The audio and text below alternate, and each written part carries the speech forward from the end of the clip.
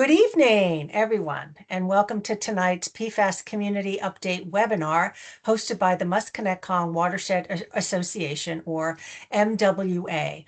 I'm Eileen Murphy, Executive Director of MWA. A little bit of housekeeping. This meeting is being recorded and it will be uploaded to our YouTube channel, which is Muskie Watershed on YouTube, immediately after the webinar. But anyone who registered will also receive a link via email directing them to that channel. Also, there is a Q&A feature here. We do not have a chat, but we have a Q&A where we ask you to put your questions as you develop them. We'll take all the questions after all the presenters have finished. So as you think of a question, go ahead and put it in the Q&A. Craig is going to be our facilitator. If he knows the answer, he'll answer it right then. Otherwise, we'll answer your questions live at the end of the presentations. A little bit about MWA. We are an independent nonprofit organization dedicated to protecting and improving the quality of the Musconetcong watershed and its waters for people and nature through planning, education, advocacy, and stewardship. In addition to our water quality work, we host educational programs and events for children and adults throughout the year, including our summer environmental education program, Camp Muskie. Spots are still open for young campers this summer. At the heart of MWA's mission is the protection of water resources, not only the Musconetcong River, but the groundwater systems that feed the river and supply drinking water to local communities. And in addition to our nonprofit work in the watershed, we provide professional services to our communities in certain areas, to municipalities, our partner organizations, as well as to individuals.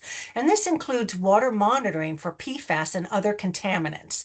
You'll learn about Krista and Craig are our contacts for that. Anyone interested in learning more about water monitoring, we'll give you our contact information. But we also provide services in native garden design, wetlands delineation, stormwater assessment, and environmental education. Tonight's presenters are going to provide an overview of the discovery and ongoing investigation of per- and polyfluoroalkyl substances, commonly known as PFAS, within the watershed. We'll discuss what we currently know about how PFAS contamination is impacting private wells, surface waters, and aquatic ecosystems, with a particular focus on the Route 31 contamination site and surrounding areas. But we'll also share updates on the actions being taken by the state and federal agencies to investigate and remediate contamination and reduce potential public health risks. And in addition to that, MWA staff and partners will highlight several studies currently underway or just beginning to better understand PFAS within the entire watershed. These efforts include surface water monitoring, fish tissue investigations, and broader watershed assessments designed to identify potential pathways and sources of contamination, improve our scientific understanding, and help guide long-term solutions aimed at reducing human and environmental exposures. So we appreciate everyone taking the time to join us this evening to stay informed and engaged. Following the presentations, we'll open the floor to those questions. Before I turn it over to our actual experts, I would like to introduce them. I will introduce all of the speakers rather than as they speak to streamline the overall webinar.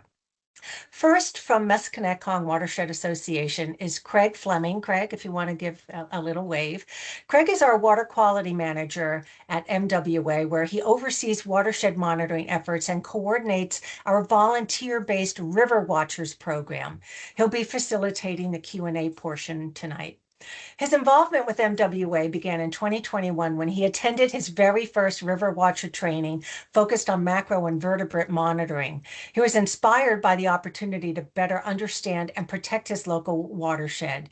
He went on to complete winter and summer internships with us before joining the staff as a water quality field scientist. His dedication to watershed science, volunteer engagement, and environmental stewardship ultimately led to his recent promotion to Water Quality Program Manager. In his current role as manager, Craig works closely with other staff here at MWA and volunteers to monitor multiple aspects of water quality throughout the Musconetcong River watershed. His work includes coordinating macroinvertebrate sampling and identification, road salt monitoring, continuous water quality sensor programs, and broader community science initiatives designed to better understand and protect our local water resources. Thanks, Craig. Next is our Krista Reeves. Krista, give a hand, although I think everybody knows you. She is our Director of Watershed Science and Stewardship at MWA, where she leads water quality monitoring, restoration, and community science initiatives. She joined MWA in 2016 after beginning as a volunteer and field scientist in 2015. Later, she served as the Water Quality Program Coordinator and the Water Quality Program Manager before her promotion to her current leadership role as Director in 2025. Krista is also a certified wetlands delineator and a lead culvert assessor through the North Atlantic Aquatic Connectivity Collaborative. Her professional experience includes work with the Stroud Water Research Center on continuous monitoring sensor projects. At MWA, she's overseen water quality monitoring programs, including her most recent work with PFAS and now microplastics, restoration and post-dam removal studies, and volunteer-based community science efforts focused on protecting watershed health. She's earned a BS in environmental studies with a concentration in stream ecology and a minor in geography GIS from East Stroudsburg University of Pennsylvania.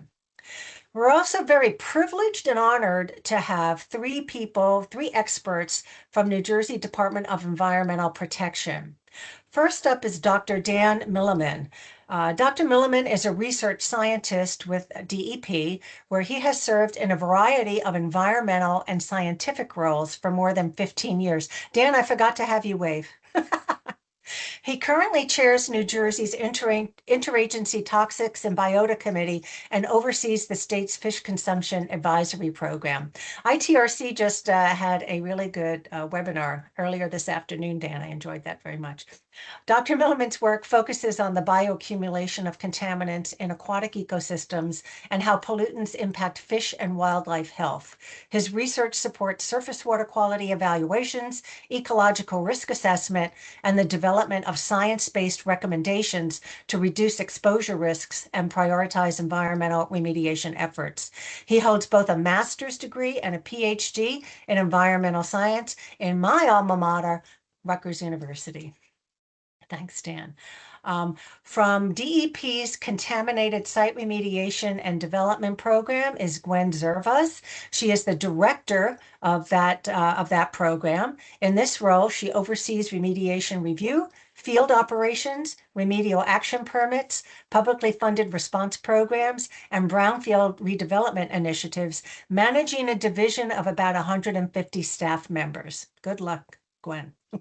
She is a licensed professional engineer with more than 30 years of experience at DEP.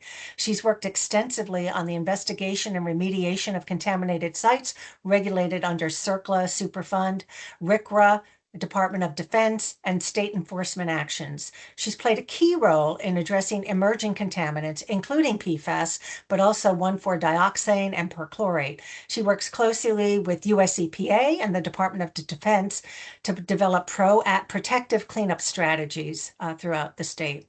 Gwen holds a BS in chemical engineering from the Catholic University of America and a master's in secondary education from Arcadia University.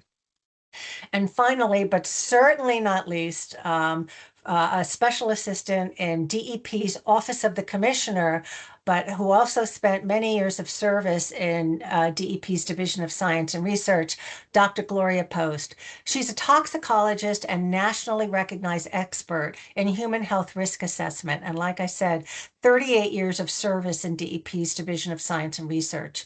She currently provides part-time scientific support through the Commissioner's Office, focusing on contaminants and public health protections.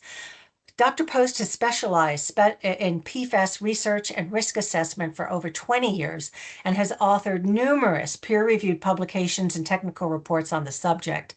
She has served on several major national and international advisory groups, including the U.S. EPA Science Advisory Board PFAS Review Panel and the International Agency for Research on Cancer PFAS and PFOS Working Group, and the World Health Organization's PFAS Technical Advisory Group, among others.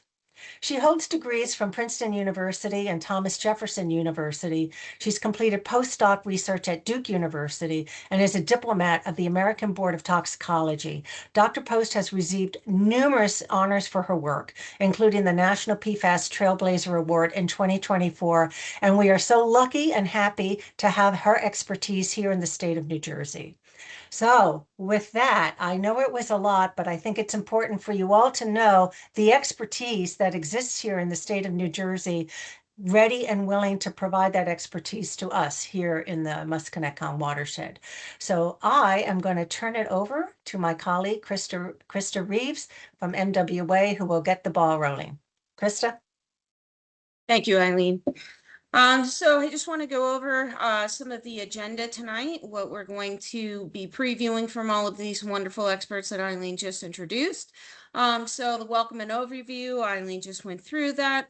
And then I'm going to give you a little bit of the site history and investigation up until this point.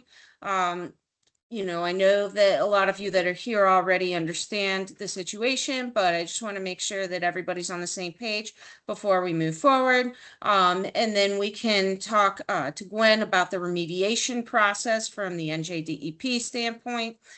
She's going to be giving some updates on going forward with any of the paperwork or background knowledge you might need to then make claims. Then we'll turn it over to Dr. Post for the PFAS 101, a little bit of that risk assessment, health effect. She's going to tell us what the current data says.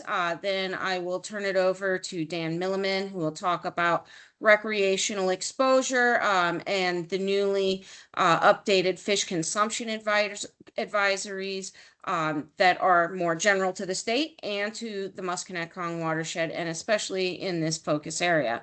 And then I will bring it all home. I will talk about all of the sampling efforts that have been done, not only in this focus area, but that will be done here moving forward, and the other ongoing work that the EPA is looking towards, the continued monitoring that will be done. I will give an update from the American Water Main Extension for that implementation piece, and then we're going to open it up to you. We will get to that question and answer part, which I know is the most important part of this, right? We may answer your question in the course of this, so if we do, go ahead as you think of it, put it in that Q&A. Craig may be able to answer it, or one of us may be answering it as we move along, but he will be making sure that all of those questions, if they're not answered, we can then appropriately follow up with those questions. All right, so with that, I'll go through a little bit of the background here. We'll talk about that site history. So in this area, what has caused the situation that we now think of as that Route 31 sludge site is from the 1950s to the 1970s. Castle Creek and Northern Dyeing Company reportedly discharged up to 300,000 gallons of wastewater per day from their operations that used a PFAS compound to make their fabrics water resistant. And so that was then sold, or actually given for free, to these farm fields in the area because it had a lot of nutrients in it. So it was a win-win for the community as far as anybody knew at that point. So gallons of this over the farm fields were plowed in once they were dried. PFAS in that sludge and soil then seeped into the groundwater. And of course, only now do we realize how toxic it is.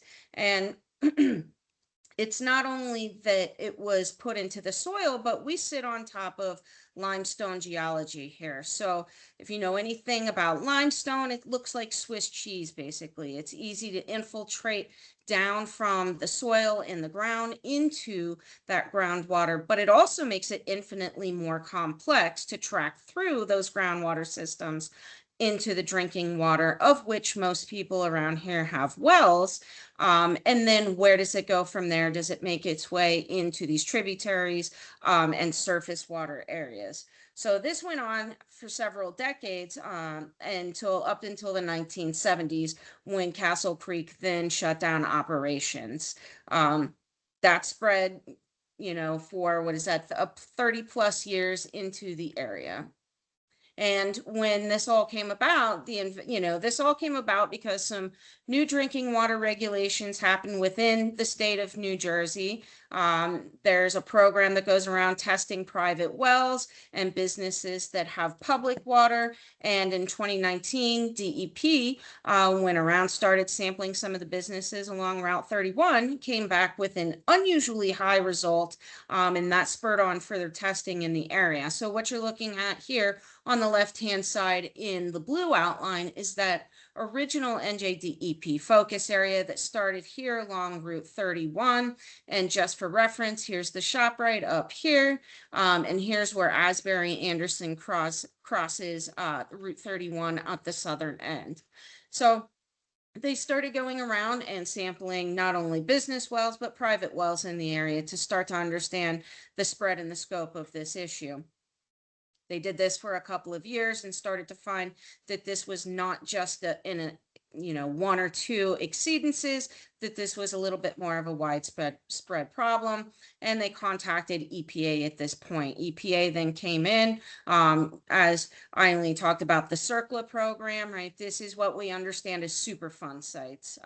They're with that program. We're not at that level yet, but they're with the program that would come in and investigate something like that. So once EPA came in, they expanded that focus area with some further testing. Again, here's the ShopRite and Asbury Anderson, as you can see there. And then that was extended all the way down to the Musconetcong River.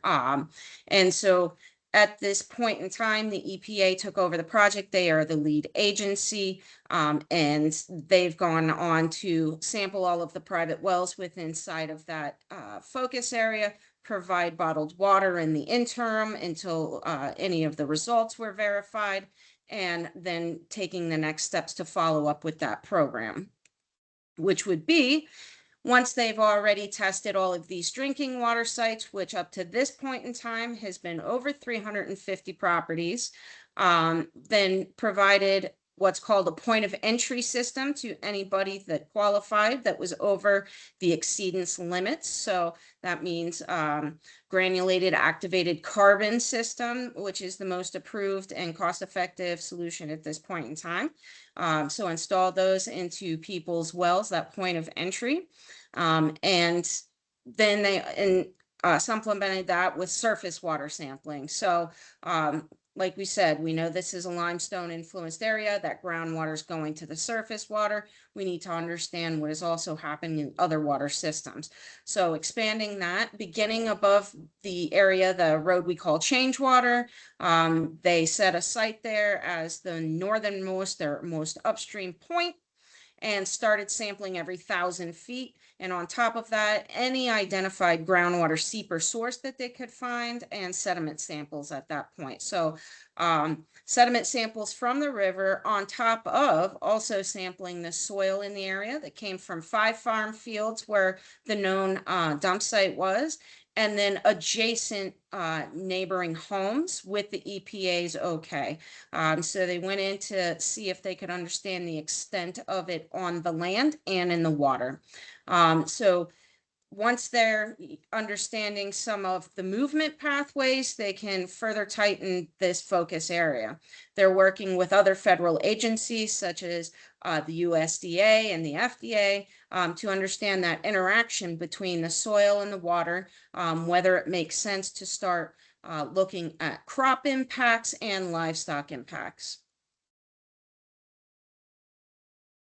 So MWA saw this starting up, and at that point, we saw that there was a little bit of a gap between what was available to be paid for by the federal government and people who are just outside of the zone that was impacted or the focus area. So we started a monitoring program to assist the residents in the area who also wanted to have their wells tested. So we came to over 30, I think up to 50 homes at this point, and assisted some of those residents in getting their wells tested for PFAS. And then also we put in to have a grant funded initiative to do surface water testing at this point. And American Water Charitable Foundation was gracious enough to give us a grant in 2025. And at that point, we reached out to the EPA to let them know that we had received these funds, and they were gracious enough to give us their standard operating procedures and their points of sampling so that we could go and then sample the exact same site so that we could have a more robust data set to work with, so that that data was more than just their first flush of sampling. So we were able to go and sample 20 sites, including a site that was at least a mile outside of the focus area for a control. And we did this alongside an effort by NJDEP to collect fish at the exact same time, so we can understand that correlation between what's in the water and what's happening with the fish at that time, which Dan will go over in just a little bit. So it was a very coordinated effort. And on top of that, our friends at the Delaware River Basin Commission saw that this issue was coming up and offered to let us use their lab at a reduced cost so that we could actually do more sampling, because PFAS analyzation at a lab is extremely expensive compared to the cost of other tests, say like E. coli or nitrogen. And so it's the limiting factor usually when we talk about looking for PFAS and its pollution pathways. So here are the results from our surface water testing. It's on a color gradient here. The lighter the color, the lower the PFAS contamination. The darker the blue, the more PFAS was detected. And so the three that we're looking at here are the top three that have criteria limits for drinking water. So we have PFOS, PFOA, and PFNA. Not surprisingly, and in line with a lot of the other testing in the area, PFOA and PFOS were the top contenders. They were the primary drivers of concern here. The EPA's threshold limits for PFOS and PFOA are 4 parts per trillion, and PFNA is 14 or 10 parts per trillion. And we were seeing PFOS and PFOA in exceedance of 30 parts per trillion. So we're talking a magnitude of 9 times what the reported threshold limit was. And this isn't surface water, mind you, 40 years later, 50 years later, after this has gone into the soil. So this is definitely something that requires further study and a look into recreational advisories at this point. So concentrations also varied significantly. You can tell it's not just a linear, it doesn't just get more blue, more concentrated as we go down for almost any of these parameters. And what that shows us really is that the concentrations varied significantly with the influence from tributaries, groundwater discharge sites, and other hydrologic conditions, meaning that limestone influence, those underground caverns. And since you can't map all of these things, we're using the water as the indicator of where some of these inputs are. Out of all of these analytes that were tested, 40 plus PFAS analytes were tested that were consistently non-detect. So it really was the PFOA and the PFOS that were top contenders for this infiltration into the surface water. And so this was a combined effort of 2 sampling over June and July of last summer They were at different levels of base flow, meaning the amount of water in the river, but they were pretty comparable. I was surprised. I thought that when we had lower base flows, we might have higher concentrations, but that wasn't the case. They were pretty similar when the base flow conditions dropped. So even in July with a lower CFS, the amount of gallons of water in the river, the concentration stayed about the same. So that means that groundwater influence is the main influence into this. So, you want to think that there might be other influences, surface water, effluent from discharges, like the wastewater treatment plants, perhaps, but seeing it be consistent like that, and groundwater being a consistent input, that's a strong indicator here. And then on top of the surface water testing we did, the MWA did well testing. So I know it's a little confusing to look at first, but this looks like how the DEP does their private well testing data. So we've anonymized it. We did have a lot of clusters, so neighborhoods, neighbors talk to each other. And then right here, this blue blob is where the focus area is. So we don't have any data from that area because that's where the EPA was testing. So right around this is where we've done our well testing. Green is a non-detect, which is great, meaning it's not showing up in their unfinished water, raw water coming out of their well. Yellow is that low risk. We don't really see any reds, but orange is the next one up. That's approaching the threshold, but we did have plenty of exceedances. But since this has been put into an average, it's not showing some of the spreads of highs and lows here. And something that spurred us on is finding a cluster here that's basically on the top of the mountain. If you look at this in such a way where this is the focus area and it's all coming downhill to the river, and the river's right here in the middle, this is on top of the mountain. We had a cluster of homes up here that 9 out of 10 of them exceeded these thresholds. So there must be something else going on here. So this gave us some of our thoughts for further exploration into other drivers of pollution, other pathways. So I'll talk about next steps a little further on in the presentation here. Just a reminder that Gwen Yeah. is the Director of Remediation Management with DEP's Contaminated Site Remediation and Redevelopment Program, just as a reminder where Gwen represents. Thanks, Gwen. Thank you. And Krista, would you mind doing my slides for me?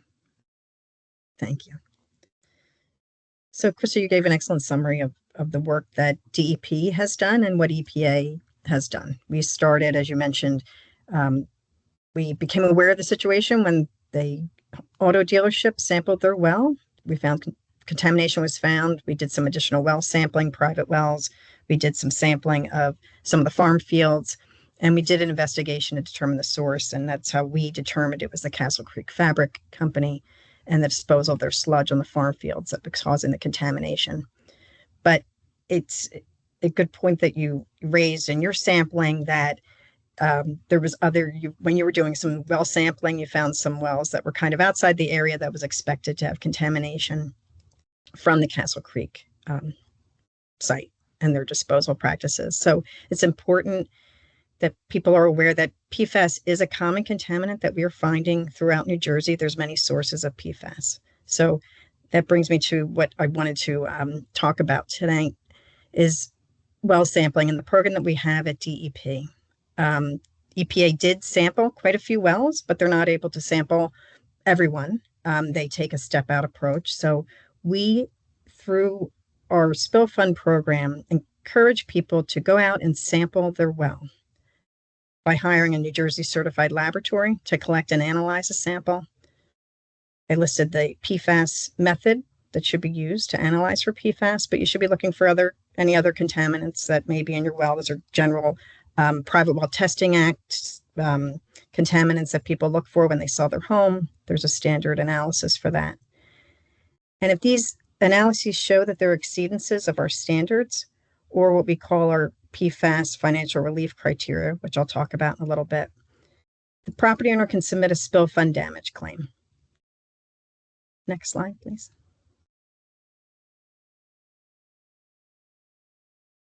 So what's a spill fund damage claim? We have a spill compensation fund that was enacted in 1977, created a fund that we can reimburse people who have experienced damage from environmental contamination. So it's administered through our Environmental Claims Administration within my program at DEP. And the spill fund pays for installation and maintenance of potable well treatment systems. So those POETs that EPA has been putting on people's wells when they found contamination. We also can pay for connection to public water lines if there's water lines in the area. And we do that in accordance with rules and regulations to determine that there's no responsible party that caused the contamination. Because we want to have the polluter pay first, but in this case, we don't have a viable party that's paying for the remediation, so we can use our spill fund money. Next slide, please. So this is our procedure. Sample is taken by the property owner. If they see that there's an exceedance, the property owner has 1 year from when they determine the discovery of the damage, is what we refer to it as, when the date that the analysis came back showing that there's contamination above our standards. There's forms that are filled out. We have people here at DEP to help you with that. We review the submittals for completeness and to make sure that there's eligibility, which we have not had a problem in this area with that. And we work with the property owner to get a POET installed, point of entry treatment system installed. Next slide, please. Just for your information, this is the financial relief criteria. These are not currently our groundwater quality standards. These are the EPA standards that EPA has been using when they're determining whether treatment on people's wells are needed. These are more stringent than our current standards because we're in the process of adopting them. But I just wanted to make people aware of this. If they do have sampling of their well, they can share this with the laboratory that these are the levels that we will be using to determine if treatment is needed. Next slide. And here's some additional information, some links. And again, feel free to call. There's the phone number, email. We have a very helpful staff that can walk you through the process. Thank you. And I think we're moving on to fish consumption. Krista, is that next? Yeah, so that would be the recreational advisories and Dan's update on fish consumption. Do you want to share your own slides, Dan, or would you like me to do it? Yeah, I can do my own slides. It was definitely me, not Gloria with health effects first. Just confirming. Either way. Okay, I can go. No Mine problem. has the overview of PFAS. It's Sure. fine if he goes first, but It should be Gloria with the overall effects, probably. the Okay. overview of what PFAS are and everything. So if that's okay. Yep. So I'm gonna share my slides. Wait.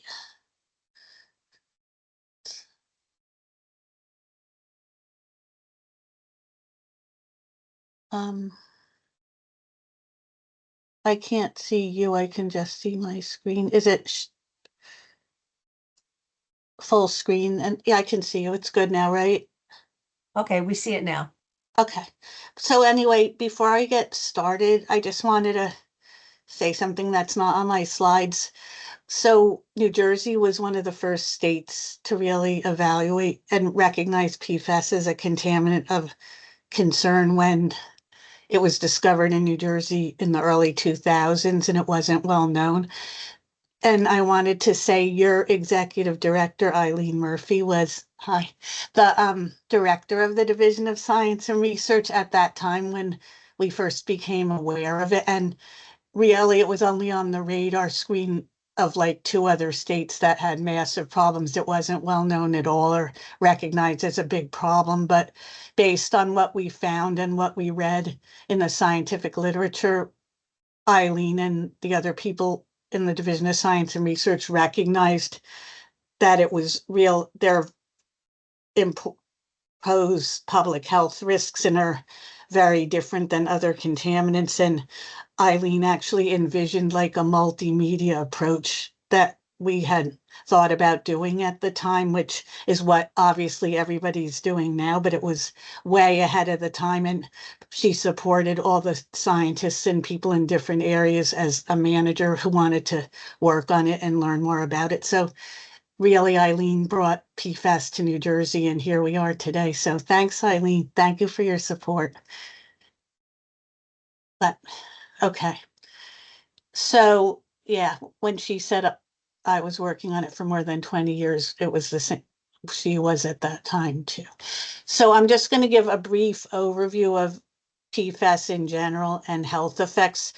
This is like what I'm going to show is based on what scientists at the New Jersey DEP and also the New Jersey Drinking Water Quality Institute, the advisory body that recommends drinking water standards to DEP. This is like a summary of our conclusions and over a long period of time. So it's a very high level summary of what we've concluded about PFAS. So basically, to start, what are PFAS? It's a chemical class that includes thousands of manufactured compounds. You can see a family tree that just shows some of the types on the right side. Manufactured meaning man-made, they do not occur naturally.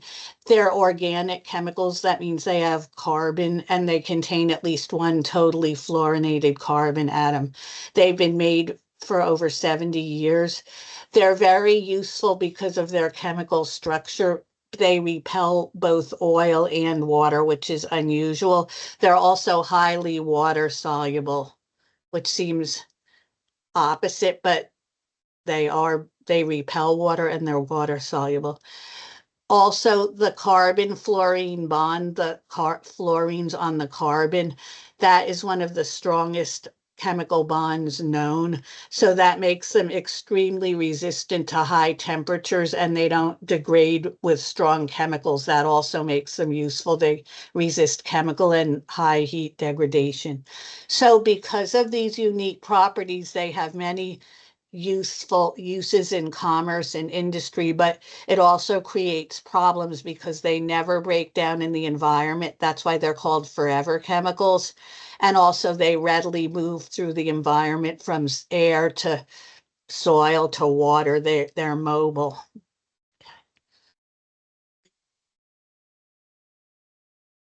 So just quickly, what are some of the uses of PFAS?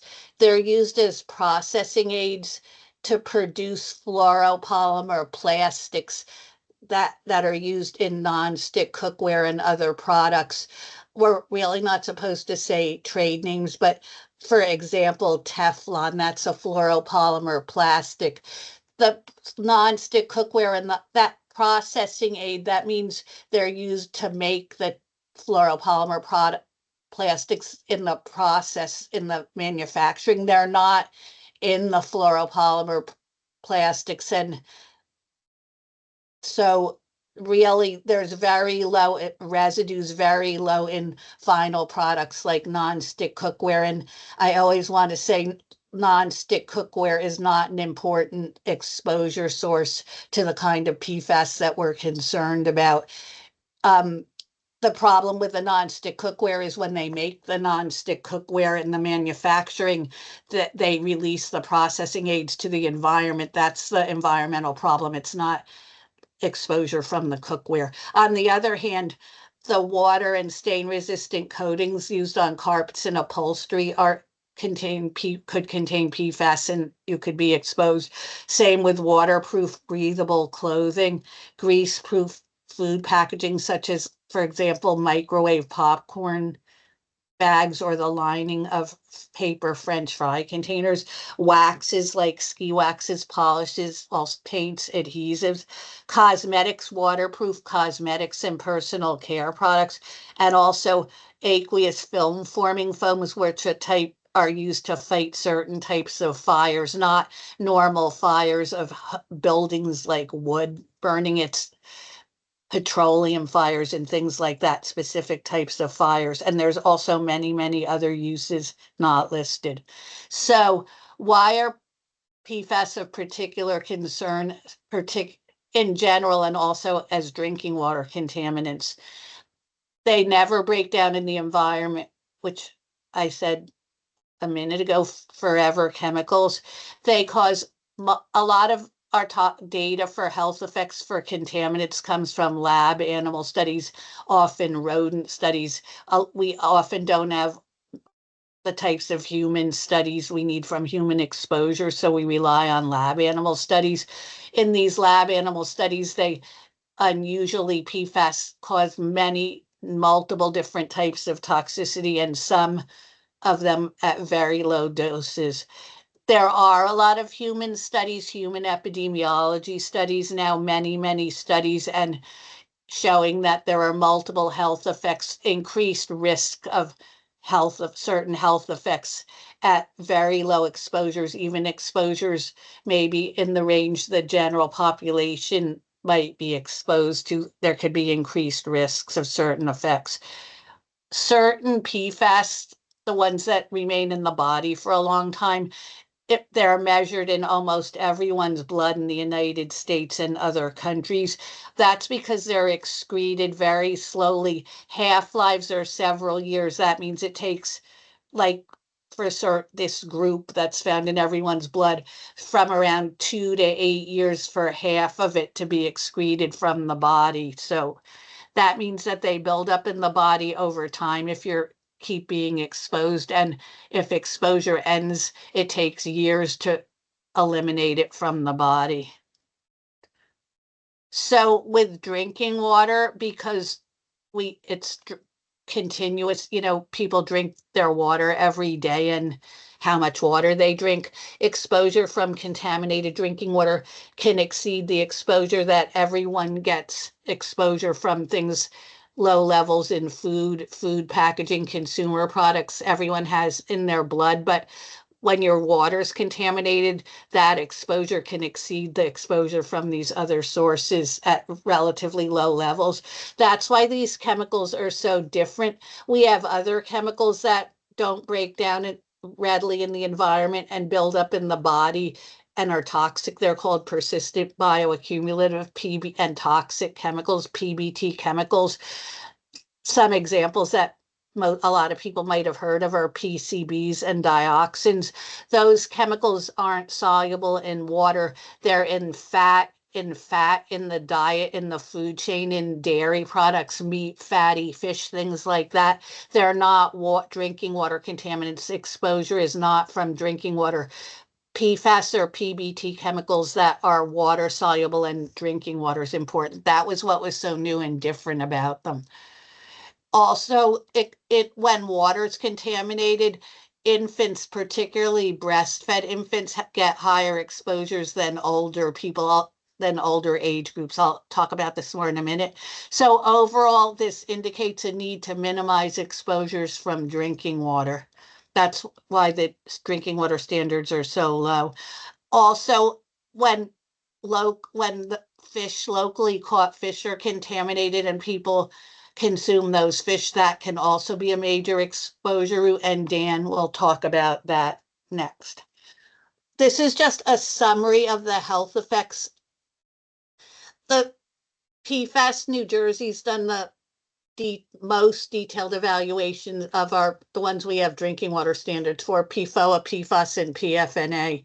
But a lot of these effects, we don't have as many human studies for others, but the effects in animals may be also found with many other PFAS, maybe not all of them for all of the PFAS, but a lot of this is sort of generally true for PFAS in general. The dose may vary. So in lab animals, some of the effects that are observed, pretty much every PFAS that's been tested in animals causes liver toxicity. That's a common effect. They can affect the immune system, cause developmental effects, not birth defects, but more like delayed development, lower birth rate, lower weight, slower weight gain, slower reaching developmental milestones, not birth defects, reproductive effects like fertility and things like that, thyroid effects, metabolic effects, neurobehavioral effects, and PFOA and PFAS cause tumors in rats. PFNA hasn't been studied. Most have not been studied for tumor effects. In humans, the health effects that are linked to PFOA, PFAS, and or PFNA in the general population studies, epidemiology studies of just the general population, or in communities with contaminated drinking water, include increased cholesterol in the blood, increased uric acid, increases in a certain liver enzyme that is linked to liver damage, decreased birth weight, decreased vaccine response, the antibodies in response to vaccination, possibly an increase in infectious disease, and just for PFOA, testicular and kidney cancer, not for others. Often these changes are relatively small, but they're meaningful for public health protection, we conclude. So, as I said, contaminated drinking water can be a major exposure source.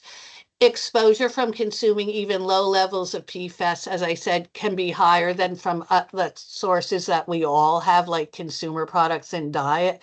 This graph, these are nanograms per liter or parts per trillion of PFOA in drinking water. This is our modeling, but it's consistent with like actual measured data from people who drink water with PFOA in it.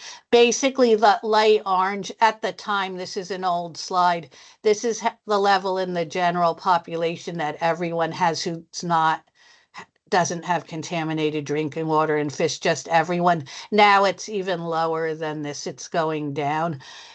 If people drink an average amount of water a day, like I'll just say 1 liter a day maybe, or whatever the average is, if with these concentrations in the water, 10, 20, 40, 100, this is how much it's predicted their blood serum levels will increase. So at 20, it's like more than doubling.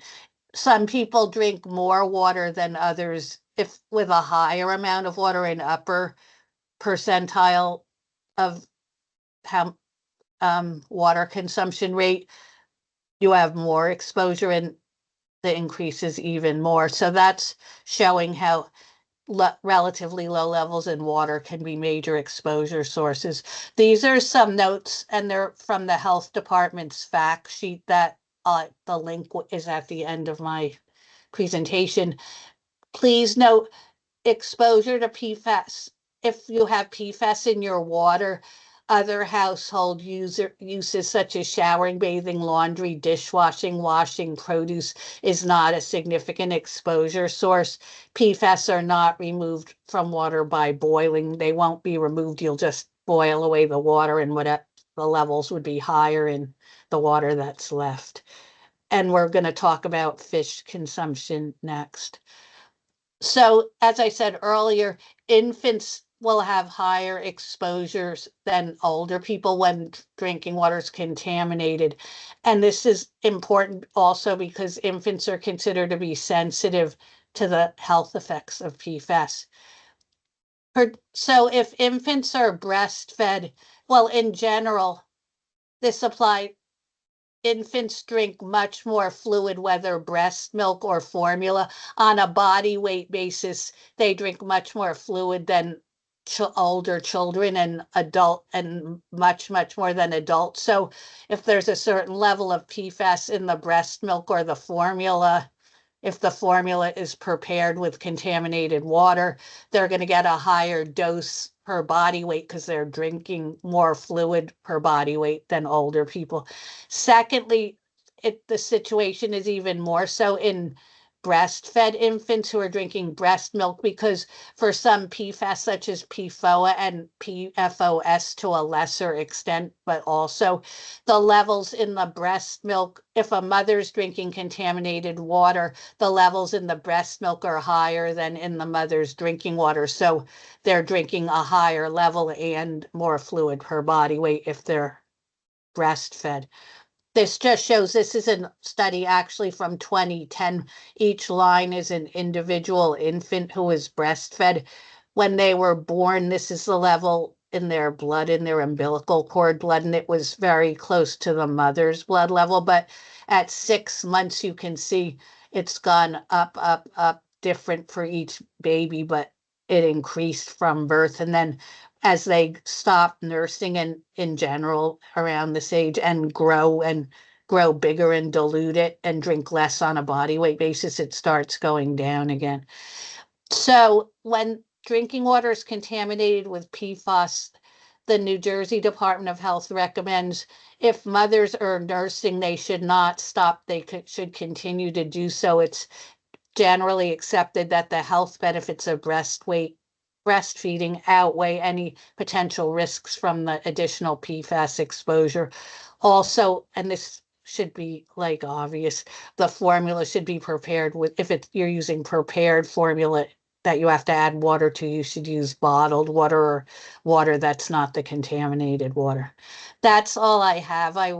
Wanted to keep it brief, but these are additional resources that New Jersey DEP PFAS website, the New Jersey Department of Health fact sheet on PFAS in drinking water, and you can feel free to contact me at my email address. Thank you. Excellent. Thank you so much, Gloria. All right, so now we'll turn it over to Dan Milliman to give us the recreational and fish consumption advisory updates.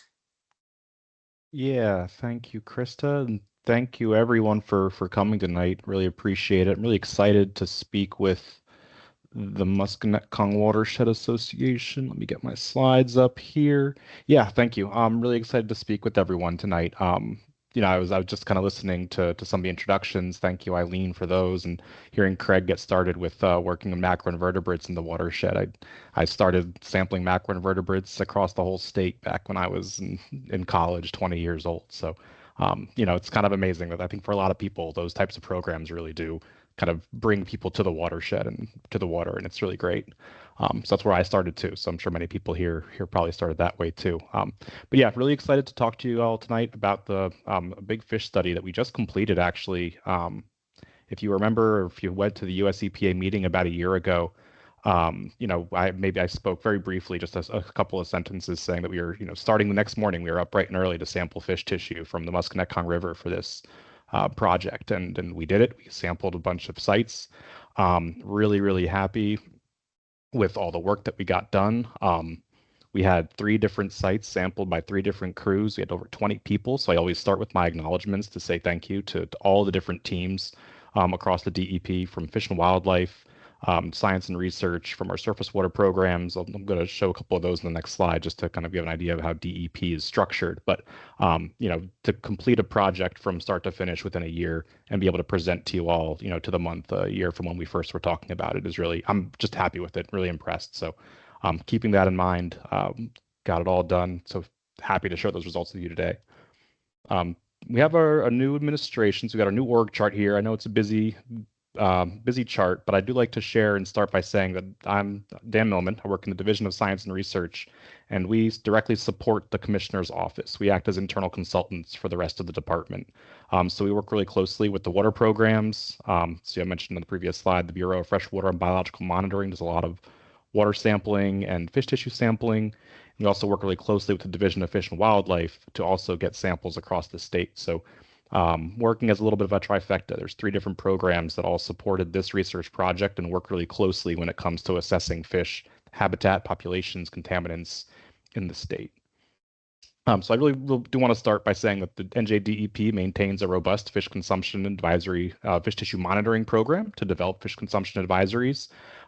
We sample 20 different sites a year, at least. We had just added actually 4 or 5 sites a year for inshore, kind of coastal estuary waters, but 20 freshwater sites per year on an annual basis, rotating. So we have about 200 sites covered so far. The advisory program is approving those advisories by the Toxic Biota Committee approves those advisories each year. We also have a risk subcommittee that's responsible for developing contaminant thresholds in fish tissue, also called trigger values. Dr. Gloria Post, who just spoke, was the chair of that risk subcommittee previously and was the lead for developing our trigger thresholds for 4 different PFAS that we'll talk about in the next slide here. We also just released our methods recently to understand and share all the different methodologies that we have in place. Let me just move something on my screen real quick. Sorry about that. There we go. So here we have our trigger values for PFAS, just kind of the background. When we sample fish tissue across the state, we're looking for different contaminants, typically mercury, PCBs. PFAS is the new one that we've added to our routine sampling the last couple of years after the risk subcommittee and Gloria have developed the trigger values that we've implemented as part of our methodology. Once the concentration is tested in fish tissue, if the concentration in fish tissue exceeds these thresholds, then we typically issue an advisory. We'll review the data and review different sources to confirm that that's the proper assessment for the water body, but these are the values we have and they're listed in that document I mentioned before. So one of the things that we were asked as far as this site goes and Division of Science and Research, if we actually needed consumption advisories for the Musconetcong River. We don't typically sample the Musconetcong River for fish tissue consumption. There's relatively low biomass. It's tough to physically get out there. I mentioned that we had a crew of 20 people. It was 3 groups of 5 at 3 different sites, but we had a lot of people, a lot of effort to go out and catch fish that we really only got a handful of fish that were of consumable size. It's relatively low biomass compared to impoundments, lakes, and reservoirs across the state. And stocked trout are the primary target for consumption. I do hear about a handful of people that eat American eels. There's bass, there's sunfish, bluegill. They're all in there as well, but stocked trout really are the primary target. And the Musconetcong River receives 10% of the state's total hatchery-raised trout each year. Over 50,000 rainbow trout are stocked in the Musconetcong River each year. So just kind of a tribute to how important the river is and how focused it is for recreational and fishing purposes. Recent research, though, has indicated that PFAS accumulate and reach equilibrium much more rapidly than other contaminants. So we figured with working with Fish and Wildlife and working with other programs that we could sample stocked trout that usually might not even hold over for the whole summer to see if they're actually getting PFAS in their tissue at a level of concern. So Chris did a great job kind of going over the site and the study, the site background and history. For the fish tissue sampling program, we looked at 3 sites along the main stem Musconetcong River that were selected for intensive sampling of resident fish and stocked rainbow trout. Resident fish is just the term we use for any of the other fish that we found in the water body that we were testing for contaminants. We did sample one of the tributaries. We called it Schertz Road Spring. It's an unnamed tributary along Schertz Road by the Schertz Road overpass there. There's a small tributary, and there's also one up at New Hampton Road, a little bit upstream from New Hampton Road, and we sampled in that area as well. We also were able to test 10 rainbow trout from the PQuest trout hatchery as a control. We tested all fish for PFAS, all fish except black-nosed dace for mercury, and we tested composites of trout and American eels for PCBs. Here we have the map on the right. We've got Point Mountain was our control area all the way up river. And we've got the New Hampton Road, the Schertz Road overpass, as well as the Schertz Road tributary, the unnamed tributary at Schertz Road. We had a small subsample from that site. So just to show you the sampling results, we collected a total of 208 fish, with the primary targets being rainbow trout, American eel, and red breast sunfish. We collected bluegill, brown trout, black-nosed dace, white sucker when we came across them as well, but we really focused on rainbow trout, American eel, and red breast sunfish. I can say the red breast sunfish, we did not have a lot of big red breast sunfish. I don't know how many folks are fishing for them in In the river, I'm sure you catch a few here and there, but not a lot of big ones as far as the consumption for consumption would go. The first result from our study, we have our different PFAS. So we did used US EPA 1633 with the method that tests for 40 different PFAS. These are the 4 PFAS that we have advisories for that I mentioned, those trigger values. 206 out of 208 of those fish did have a detectable level of PFAS. The maximum concentration that we saw was 123 micrograms per kilogram. It was actually in an American eel from that tributary. So as Krista was mentioning before, those tributaries and seeps tend to have a little bit of a higher concentration coming off the site, whereas the main stem river has a little bit of a lower concentration. PFUNA, PFNA, PFOA, other PFAS that were tested for were detected at different frequencies, almost 90%, 60%, 40% in all the fish combined, but at much, much lower concentrations. And this doesn't surprise us. We know that PFAS bioaccumulates at a much higher rate than PFOA, and the other ones just weren't as common in this sampling study. So our really main result that I want to share with everybody is that our rainbow trout had significantly lower PFAS concentrations in the resident fish.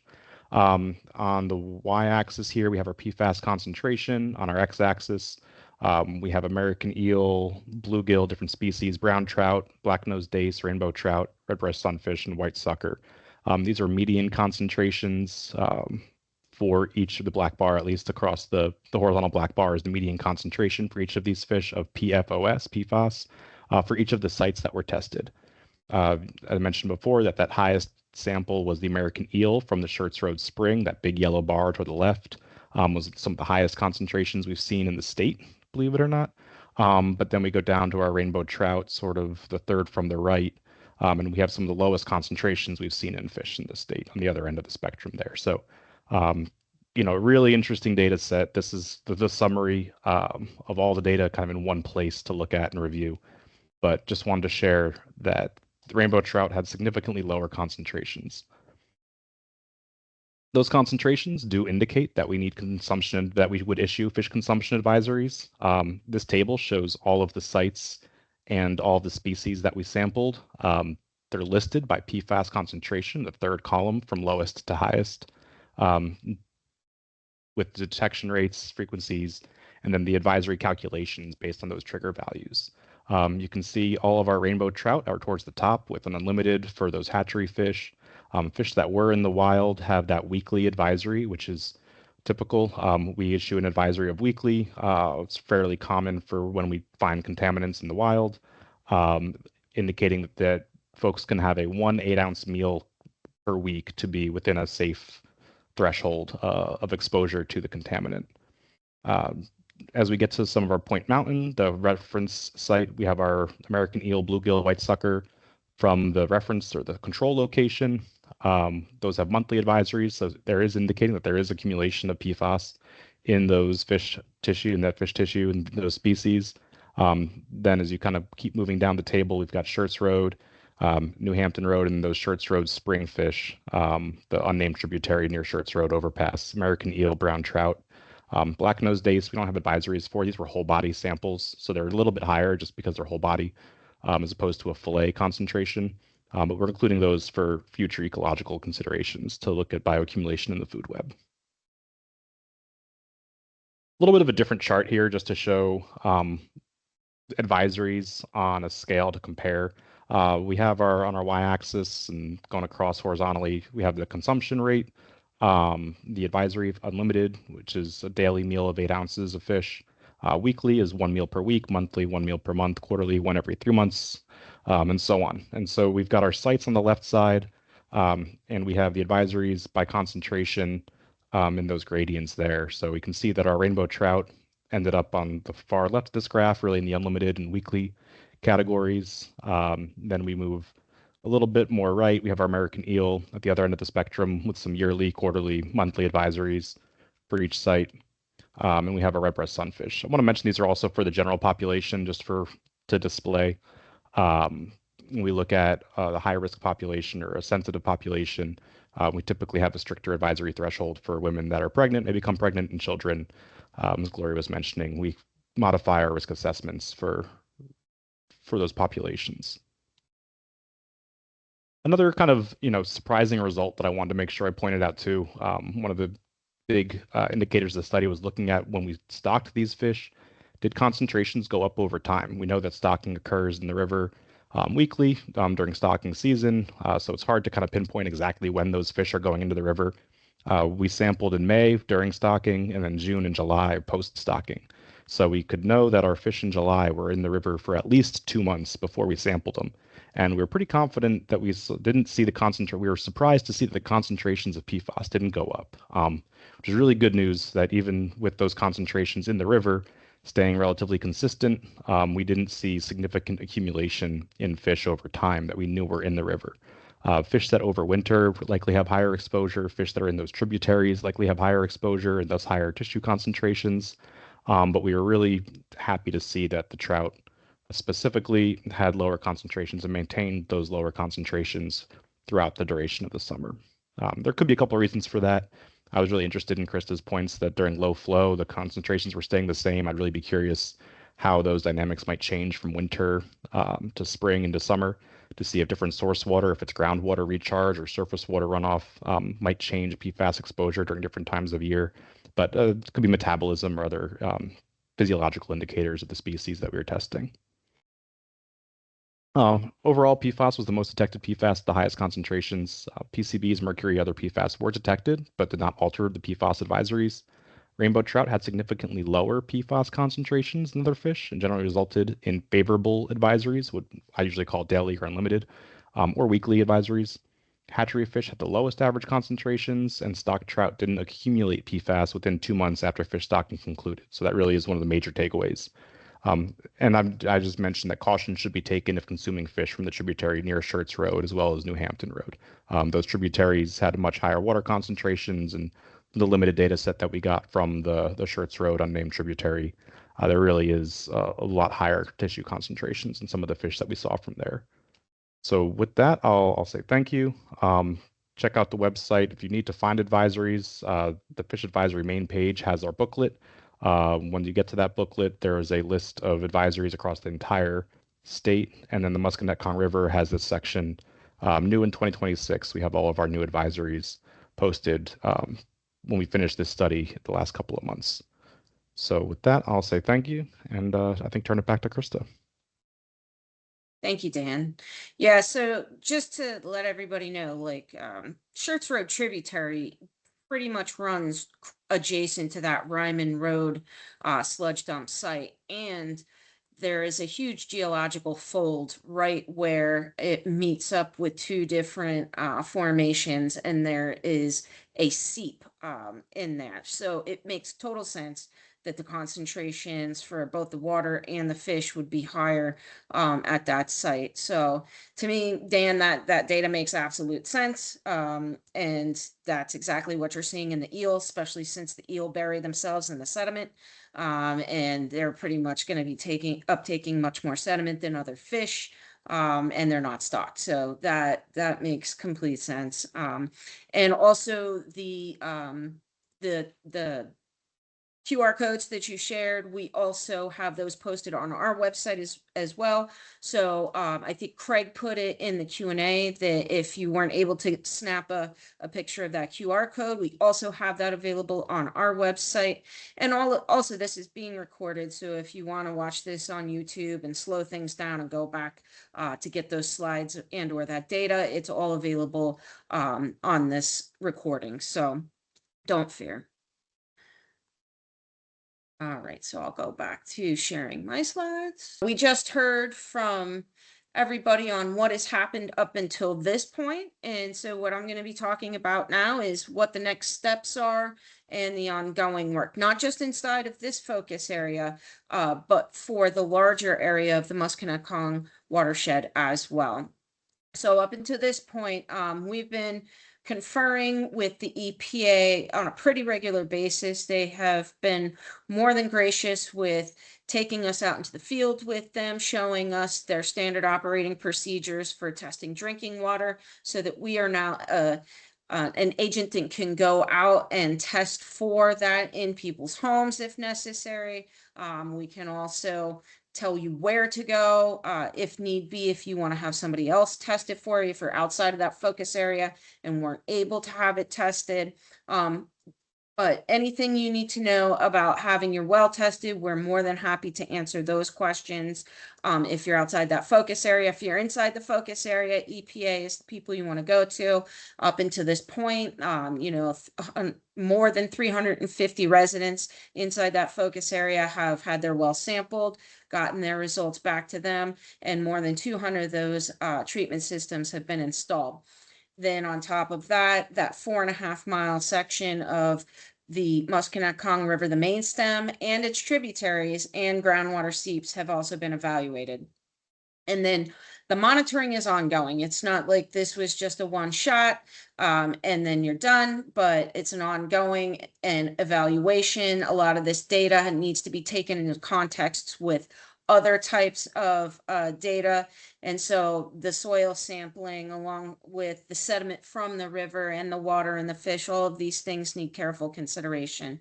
So assessing that as they look to have this listed as a long-term remediation site. Right now it's in that short-term process, and then looking to have this listed as a long-term site. That's the next step. That is something that EPA is working on.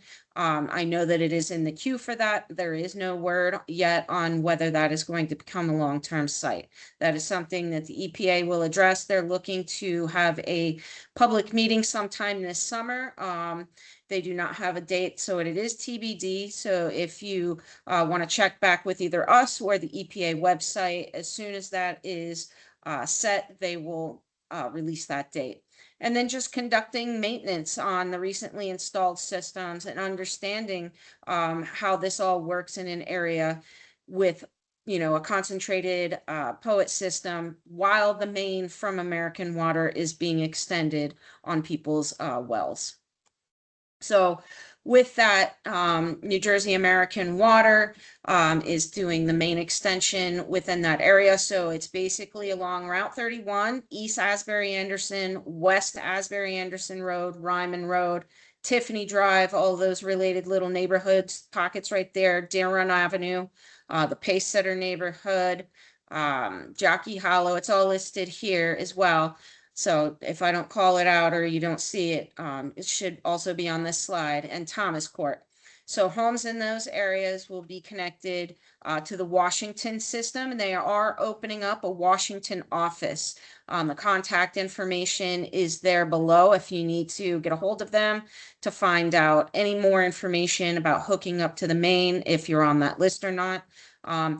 And as of right now, I know you've probably seen the trucks out there doing the excavation. If you see the Vollers excavating and construction, that's what they're doing out there. That is the local contractor performing the work in the area. And if you have any concerns, questions, you can contact Ian Doyle. He is the representative in the area. That is his number and email address there.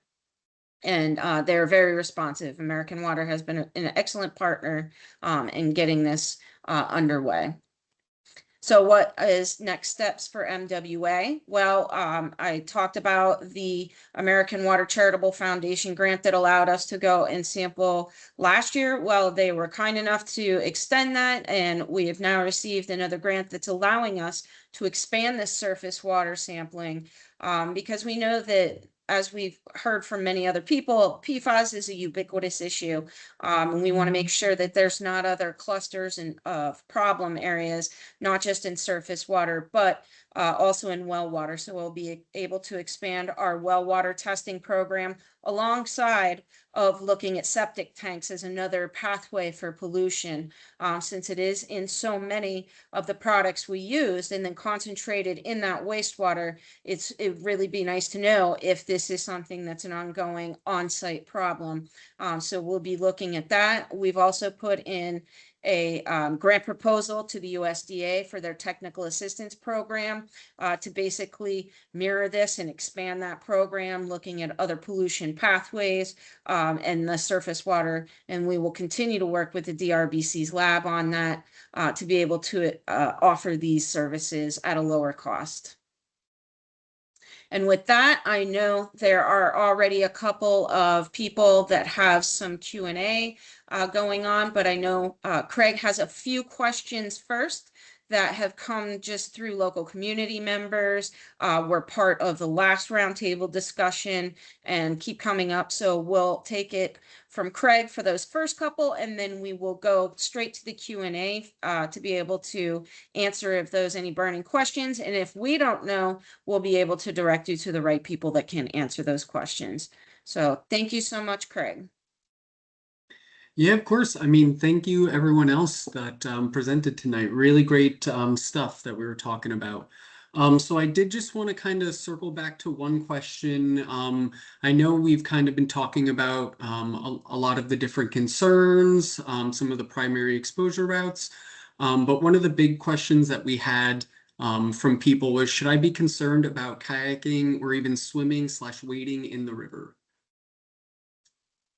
I'll actually take that one because I have the information from the EPA that I can refer to on that. So as far as recreational contact, what we would call secondary contact, where you're not usually going to be intaking that water.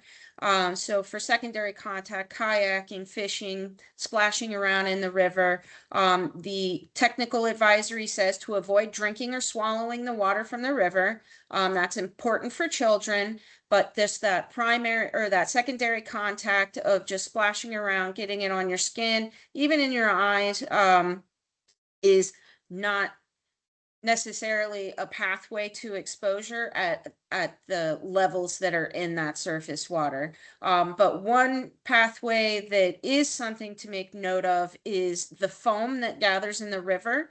It is a natural process for foam to gather in the river, but what happens is it is an area of concentration and high levels. So that foam that gathers on the surface, a lot of times kids like to run in, they play, you know, I'm Santa Claus, I got a bubble beard or something like that.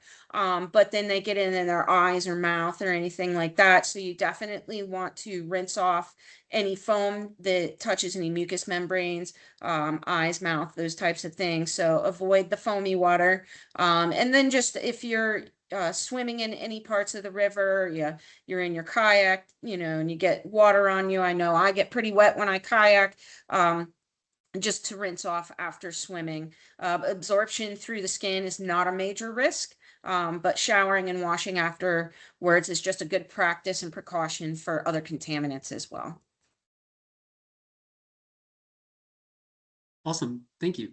So I'm going to look to some of the audience questions since I think we got a couple more that had filtered in here. But what I do want to go over first, since there are two questions specifically, I'll read through them, but for both of them, I would look to keep out for the EPA meeting that will be coming a little bit in the summer, because they will definitely be able to speak more on those topics. But just to keep you aware of the question, these are in relation to the Route 31 site. Has the site been listed on the NPL, or is it in the process of listing? Where is the site in the CERCLA process? Will this be a state or EPA lead? And then have there been other viable responsible parties that have been identified? And then another question was, how is the area of concern established? So I would, again, look to EPA unless, Gwen, you had a comment for these? Sure, I can answer Awesome. a little bit of that. So Yeah. when we referred this, the Route 31 sludge disposal site to EPA in November of 2024 for their assistance, we asked them to do what we call an integrated assessment. And that means they were to address immediate exposure concerns, which were sampling the wells and putting treatment on the wells, but also to collect enough data to determine whether it's eligible for listing on the national priorities list. So they've done all of that work. They've recently sent New Jersey DEP a letter asking whether we support the listing of the site on the national priorities list. We responded that we do. So it is going through that process. As far as the lead agency, EPA will be the lead agency working on this, and we provide support to them. So we provide technical assistance. We oversee the work that's being done but it will be EPA contractors at this time. If moving forward, if it was to be listed and additional work to be conducted. As far as viable parties who may pay for the remediation, EPA is looking into it, and so are we. That's our responsibility for using public money. We first try to find viable entities that are responsible for the pollution and require that they pay for the investigation and remediation. But it's a complicated process, especially when contamination has been deposited so many years ago, and just corporate transactions, and whether there's viable entities still. Absolutely. Thank you, Gwen. I appreciate it. So then we had another question, and I know we've kind of danced around it, but here's our question here. Is the primary concern with PFAS ground/surface water contamination, or is there also risk associated with soil contamination, either through direct contact or uptake into plants used for either human or livestock consumption?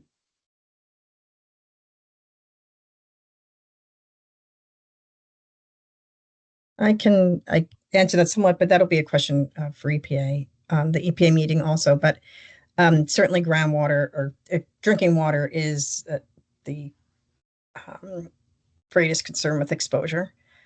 As far as the crop and we did some crop sampling of the farms. We did not see much uptake in that. We are working with the Department of Agriculture to analyze that data. For soil, there is some concern with direct contact with soil contamination, but we're not aware of anything that's that people are in contact with any contaminated soil at this time that raises any concerns based on the data we have to date. Wonderful, wonderful. And then the last question we have here, I think, is going to be for Dan. You mentioned that the whole body fish tissue were collected and analyzed for an ecological risk assessment. Can you provide any additional information regarding the ESA along with the status of that investigation? Yeah, so as far as right now, there's no official ecological risk assessment. It was an opportunity to get out there, and like I mentioned, it was a pretty intensive effort to go collect samples at 3 sites across the watershed, across the main stem of the river. So I made sure we added some extra samples to get a more complete picture of the food chain. So those black-nosed dace whole body samples were primarily to feed a future potential risk assessment to kind of get ahead of the curve, if you will, to make sure we had those available. We start asking those questions if/when the site does get listed, and EPA can do what they want with those data. And we'll support it, like Gwen mentioned. We're here to support some of the sampling efforts if that comes our way, or as far as the risk assessments, we've got folks in our house too that can do some of that work. That's great. That's awesome to hear that you're kind of, looking ahead, planning ahead while you're doing it. Fantastic. We did just have one more question pop into the chat. Is anyone aware of any other hotspots like this in New Jersey that they can speak to?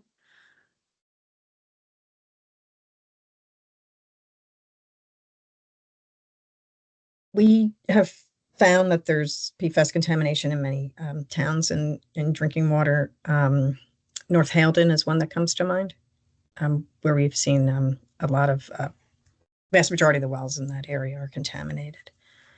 I'm sure there's others, but I'm just not thinking. That's the one that comes to mind most readily. Yeah, thank you. Thank you.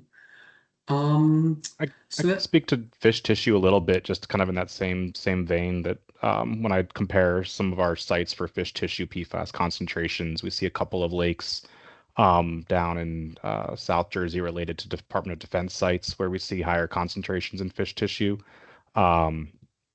And a couple other water bodies like Musconetcong actually does have some higher concentrations, which I'm not sure, what the source is there. But then this site kind of falls into the top 5 if we look at some of those eel concentrations I was mentioning from the tributary as far as fish tissue sites go across the state. And we've been building that data set pretty extensively. Otherwise, the lower Delaware River and some of the tributaries down there also have high fish tissue concentrations. But this stands out in that top 5, top 10 for fish tissue. Great, thank you. So I'm not seeing any more questions. If anyone thinks of any more questions, please feel free to reach out to us. We'll do our best to take some of the questions that we received tonight and include them into our FAQ. So yeah, so if you send us any questions, we'll do our best to to get them answered and keep everyone informed. So now is it time to turn it back over to Eileen? Krista? Awesome. Just in closing, I thought that was a marvelous webinar. Thank you to our guests from New Jersey DEP and also to our own in-house expertise with Krista and Craig. They do so much work in the watershed, including this PFAS work. So grateful for all of you to join us. Craig had put in the chat some links. Our main website, the main PFAS website, will have the links also for the recording for this. And a lot of the information from DEP, from EPA, you can also find there. Or just reach out to Krista or Craig. They love to talk about their work, and I love to hear it. Thank you so much. And I'm sure that we'll have future webinars as well. Thank you. Yes, thank you, everybody. Thank you, All everyone. right. All right. Have a great Thanks. evening.